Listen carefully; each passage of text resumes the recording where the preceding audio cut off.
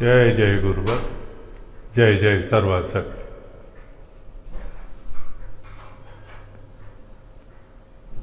जय जय गुरुवर, जय जय सर्वशक्ति। पिछले वीडियो में हमने कानून व्यवस्था के विषय में कुछ बातें की थी और उन बातों के साथ साथ कुछ अन्य बातें भी शामिल हो गई थी। तो कानून व्यवस्था के विषय में विस्तार से चर्चा नहीं हो पाई थी। आज उसी विषय को लेकर के हम फिर आपके सामने हाजिर हुए हैं। हमने बताया था कि कानून व्यवस्था का प्रावधान तो है, मगर उसे सही तरीके से लागू नहीं किया गया। आज भी कानून का फायदा वही उठा पाता है जिसके पास धन है, अर्थात ऐसा समझा जाने लगा है कि धनिकों की मदद के लिए ही कानून है, गरीब की कोई सुनता नहीं, क्योंकि गरीब पैरवी के लिए वकील खड़ा नहीं कर पाता और उसकी वजह से उसे सच्चा न्याय नहीं मिल पाता। वकील अपनी तकनीकी जानकारी की वजह से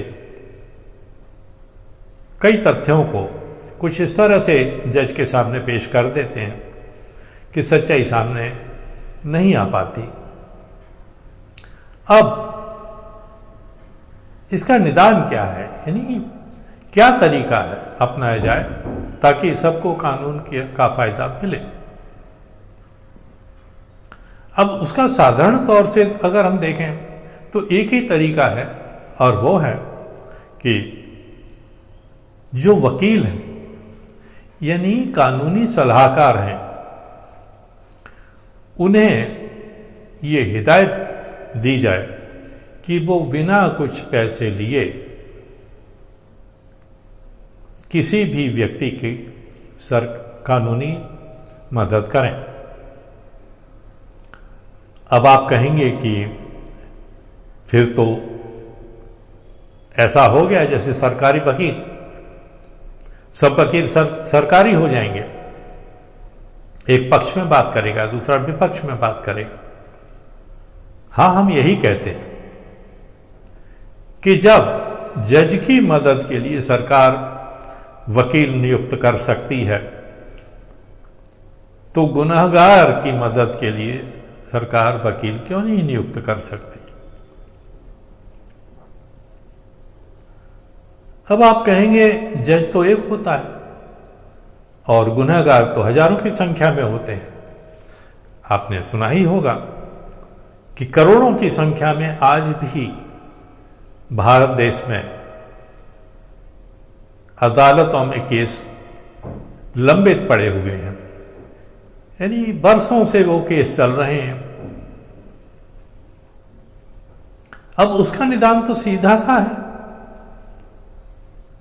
हम जज के ऊपर ये पाबंदी क्यों नहीं लगा देते कि आपने किसी भी मामले का फैसला 6 महीने से ज़्यादा नहीं खींचना है, 6 महीने के अंदर आपने अपना फैसला सुनाना है। अगर इस तरह का व्यवधान किया जाए, आपने देखा ही होगा कि एक बहुत मशहूर केस था अयोध्या का, राम मंदिर का। उस समय सरकार ने व्यवस्था ऐसी क्यों की थी, या कि कानून ने या न्यायालय ने अपने आप ऐसी व्यवस्था क्यों रखी थी कि इसका निर्णय अमुक समय के अंदर हो जाना चाहिए, और ये निर्देश सर्वोच्च अदालत के थे। तो जब सर्वोच्च अदालत एक विशेष मामले में इस तरह का निर्देश दे सकती है, तो सभी मामलों में इस तरह के निर्देश क्यों नहीं दिए जा सकते? देखिए, इसे गंभीरता से समझिए। अब होता क्या है कि समय की सीमा तो कोई है नहीं। एक मामला 6 महीने में निपटाया जा सकता है। इतना गहन विषय जो सैकड़ों साल से चला आ रहा था, उसका मामला कुछ महीनों के अंदर निपटा दिया गया। हम इस बात को नहीं कहते कि मामला कैसे निपटाया गया, उसके तरीके पर भी नहीं जाते। हम तो सिर्फ ये कहते हैं कि जब एक इतना बड़ा मामला आप 6 महीने से भी कम अवधि में निपटा सकते हो, तो एक गिरह कट का मामला, एक जेब कट का मामला, एक चोरी चकारी का मामला आप 2-4 महीने में क्यों नहीं निपटा सकते? मगर होता नहीं है। एक बार एक आदमी अगर पकड़ा गया चोरी करते हुए या जेब काटते हुए, अब उसने जेब चाहे 50 रुपए की काटी हो या 5,000 की, चोरी भी उसने चाहे 5,000 की हो या 50 लाख की, मगर दंड वही होते हैं, दंड विधान वही है। उसमें यह नहीं है कि चोरी तुमने 50 लाख की है तो दंड बहुत बड़ा हो जाएगा, नहीं। आप इस बात को समझिए कि मामला सिर्फ चोरी का है, इस बात का नहीं कि कितना धन की चोरी हुई है। करोड़ों के भी धन की चोरी हो गई। आपने तो देखा ही होगा, लोगों ने बैंक का पैसा लेकर के कर्ज के नाम पर लिया और देश से पलायन कर गए, भाग गए। हजारों करोड़ रुपया। क्या उनके ऊपर कत्ल का मुकदमा चलाया जा सकता है, या उनको वो सजा दी जा सकती है जो कत्ल के मामले में होती है? आप देखिए कि कत्ल के मामले में तो कत्ल एक का होता है, मगर इन लोगों ने कितनों के भविष्य का कत्ल कर दिया, मगर वहां मामला कत्ल का नहीं चलता है। वहां मामला सिर्फ ये चलता है कि आपने कर्ज लिया और अदा नहीं किया, बस। और उसी के तहत उनकी सजा मुकर्रर की जाती है। तो ये जो समस्या है, ये नहीं रहनी चाहिए। इसका निराकरण हमारे सर्वोच्च न्यायालय को ढूंढना चाहिए। उसमें सरकार, कहते हैं सरकार का तो कोई हस्तक्षेप होता नहीं न्याय प्रणाली में। हालांकि ये बात और है कि जितने भी जज नियुक्त किए जाते हैं सरकार ही नियुक्त करती है और सरकार की इजाजत के बिना नहीं होते। कई मामले ऐसे हुए हैं कि सर्वोच्च न्यायालय ने कुछ जजों की नियुक्ति की बात कही है सरकार से, क्योंकि अंतिम जो नियुक्ति का अधिकार है वो सरकार का होता है। हालांकि ये गलत है। गलत इसलिए है कि परोक्ष रूप से सरकार का उसमें हस्तक्षेप आ जाता है। सरकार ये कर सकती है कि उसके मन का अगर जज नहीं हुआ तो उसमें टांग तोड़ा सकती है, देरी तो कर सकती है, और तब तक मामला की जो हवा है वो बदल जाती है, रुख बदल जाता है। तो ये बात एक अलग बात है, विषय भी अलग है। पर हम ये कह रहे थे कि न्यायालय अपने तौर पर जब एक मामले में, और ऐसे एक ही मामला नहीं है, ये राम मंदिर का ही मामला नहीं था, अनेक मामले ऐसे आए हैं जहां निर्देश दिया गया है कि आप अमुक समय के अंदर एक विशेष अदालत नियुक्त कीजिए या दूसरा कुछ प्रावधान कीजिए और उस केस को आप समय सीमा में निपटा दीजिए। हम कहते हैं सभी मामले समय सीमा के अंदर क्यों नहीं निपटाए जा सकते, और अगर समय सीमा के अंदर सभी मामले निपटा दिए जाएं,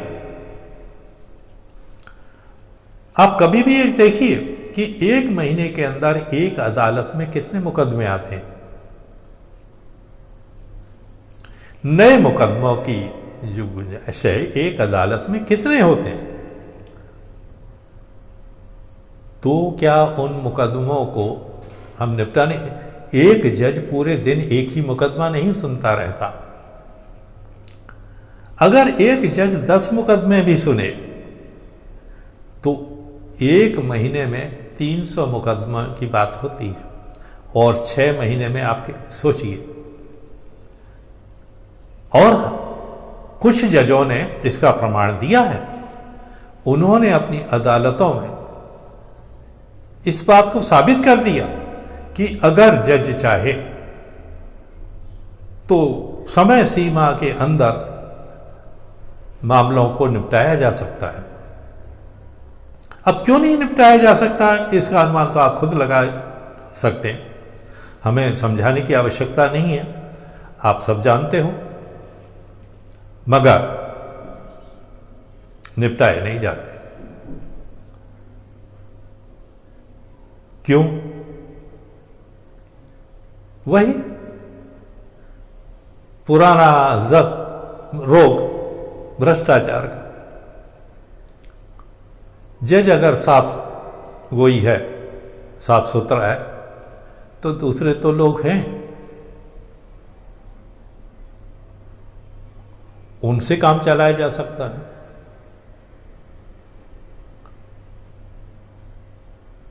तो इसका निदान यही है कि समय सीमा में मामले निपटाए जाएं, और दूसरा ये है कि हर व्यक्ति को अपनी पसंद का वकील नियुक्त करने की आज़ादी हो, मगर बिना किसी शुल्क के उसका भुगतान कैसे किया जाए, इसे न्याय तंत्र या सरकारी तंत्र निश्चित कर सकता है। अब कुछ मामलों में है जहां गरीब लोग हैं, ये प्रावधान तो है, मगर उसका कितना इस्तेमाल होता है ये आप सब जानते हो। प्रावधान ये है कि अगर आप वकील नहीं कर पा रहे हो तो आप अदालत से गुहार लगा सकते हो कि मैं वकील नहीं कर सकता, मुझे वकील की सेवाएं दी जाएं, तो आपको बिना किसी शुल्क के वो सेवाएं दी जाती हैं। मगर बात फिर वही आ जाती है, वो सेवाएं कैसी होती हैं, अगर आपने अनुभव किया होगा तो आप समझ जाओगे। वो सबसे बड़ी 2 बातें हैं न्याय प्रणाली में, समय सीमा निर्धारण करना और वकीलों की नियुक्ति बिना किसी शुल्क के होना। ये 2 चीज़ें अगर हो जाएंगी तो साधारण इंसान को भी न्याय मिलना शुरू हो जाएगा। बस आज हम इतना ही बता करके अपनी बात समाप्त करते हैं और आपको फिर एक बार याद दिलाते हैं कि अगर आपको देश बदलना है, अपनी हालत बदलनी है, अपने हालात बदलने हैं, तो आपको जागरूक रहना पड़ेगा, और जागरूक रहने के लिए आपको एक शक्ति बनकर के उभरना पड़ेगा, और शक्ति वहीं होती है जहां मेल होता है। सामूहिक शक्ति से बड़ी शक्ति और कोई नहीं होती है, और